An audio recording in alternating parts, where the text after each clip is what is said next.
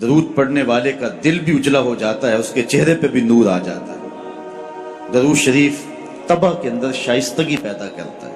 آج بہت سارے لوگ اس بات کی شکایت کرتے ہیں کہ اولادیں ان کے کہے میں نہیں ہیں اور ان کی عادات اچھی نہیں ہیں۔ اگر آپ چاہتے ہیں کہ ان کی طبع میں شائستگی اور جمال پیدا ہو جائے اور ان کی عادات میں حسن اور نکھار آ جائے تو ان کو درود کی تسبیح دو۔ نتیجہ کیا ہوگا کہ ان کی عادتیں خود بخود سنورنا شروع ہو جائیں گی اور آپ چند دنوں کے اندر دیکھیں گے اور ایک اچھے اور پاکیزہ انسان کی صورت میں نشو و نما پا رہے ہیں۔ درود شریف انسان کی صلاحیتوں کو جلا بخشتا ہے، انسان کو ذکاوت، ذہانت اور اس کو فہم و ادراک کی دولتوں سے مالا مال کرتا ہے۔ درود شریف کی یہ تاثیر بھی ہے کہ اس سے زبان میں اثر اور رس آ جاتا ہے۔ کسی نے اقبال سے پوچھا تھا کہ تیرے شعروں میں یہ شہد کہاں سے آ گیا؟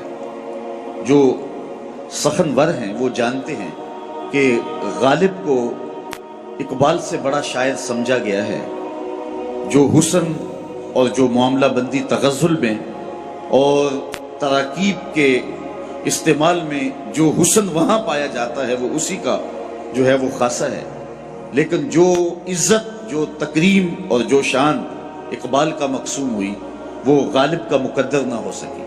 تو یہ بات کسی نے اقبال سے ہی پوچھا، یہ بات پوچھی کہ حضرت یہ بات سمجھ میں نہیں آتی کہ آپ کے شعروں میں اثر اور شیرینی کہاں سے آئی؟ تو اقبال نے جو جواب دیا وہ سننے کے قابل ہے۔ کہنے لگے کہ میں نے 1.25 کروڑ مرتبہ حضور پہ درود پڑھا ہے، تو اگر حضور پہ درود و سلام پڑھو گے تو تمہارے لہجے میں رس پیدا ہو جائے گا، تمہارے انداز میں مٹھاس پیدا ہو جائے گی اور تمہاری گفتگو کے اندر شہد گل جائے گا اور تمہاری باتوں کی خوشبو پھیلتی چلی جائے گی۔ درود شریف کی بہت بڑی فضیلت یہ ہے کہ درود پڑھنے والا سب سے زیادہ حضور کی قربت پانے والا ہوتا ہے۔ آقا کریم نے فرمایا قیامت کے دن میرے سب سے نیڑے وہ ہوگا جو سب سے زیادہ میرے اوپر درود پڑھنے والا۔ اور اس دور موجود کے اندر درود ہی تو شناخت ہے اہل حق کی، یہی تو شناخت اور پہچان ہے اہل حق کی۔ امام سخاوی نے القول البدیع کے اندر لکھا کہ حضرت امام زین العابدین رضی اللہ تعالی عنہ سے کسی نے سوال کیا، حضرت جب کثرت سے ترک اور فرق ہو جائیں گے تو زمانے میں اہل حق کو پہچاننے کا راستہ کیا ہوگا؟ جب ہر شخص اپنی طرف کھینچ رہا ہو اور قرآن و حدیث سے دلائل فراہم کر رہا ہو، ایک عام آدمی تو سمجھ نہیں پاتا کہ حق پہ کون ہے اور باطل پہ کون ہے۔ ہر شخص تو قرآن کی بولی بول رہا ہے، ہر لفظ کی، ہر شخص کی زبان پر تو حدیث رسول کا وظیفہ ہے، اور 72-73 لوگ ایک آدمی کو کھینچ رہے ہیں۔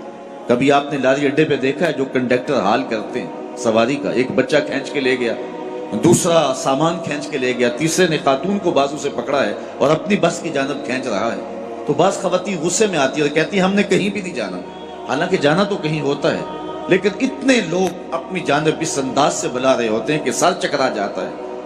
اس طرح لوگ اپنی اپنی جانب دعوت دے رہے ہیں، آواز دے رہے ہیں، بلا رہے ہیں، مختلف ڈھنگ اور مختلف طریقے۔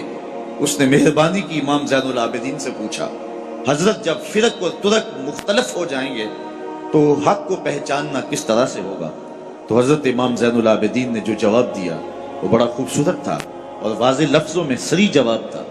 فرمانے لگے جو اہل السنہ ہوں گے وہ حق کی راہوں کے مسافر ہوں گے۔ سائل نے دوسرا سوال پوچھا، اگر بہت سارے لوگ اسی عنوان کے ساتھ موجود ہوں، اسی ٹائٹل کے ساتھ ہوں، تو ان میں سے پھر اصلی سنی کو پہچاننے کا طریقہ کیا ہے؟ تو سنو امام زین العابدین نے جواب کیا ملا، جواب کیا دیا، آپ کے سینے میں ٹھنڈ پڑ جائے گی اور یہاں آپ آئے ہیں تو آپ کو اپنے پہ ناز ہوگا۔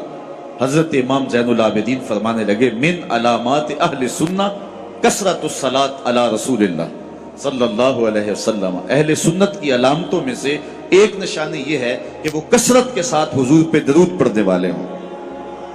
آج ہمیں بطور تانا کہا جاتا ہے یہ درودیے ہیں، میں کہتا ہوں تم تو تانا دیتے ہو، ہم اس کو اپنے لیے تمغہ اعزاز سمجھتے ہیں، چونکہ درودیہ ہونا اعزاز ہے، ہم درودیے ہیں، بارودیے تو نہیں ہیں۔ تو حضور علیہ السلام پر کثرت سے درود و سلام پڑھنا یہ حب رسول کو سینوں میں پیدا کرنے کا مؤثر ترین ذریعہ ہے۔ دوسری بات، اپنی نسل کو، اپنی اولاد کو، آنے والی نسل نو کو حضور علیہ السلام کے فضائل و مناقب اور حضور کی عظمتوں کے باب سکھاؤ، تاکہ ان کے سینوں کے اندر حضور علیہ السلام کا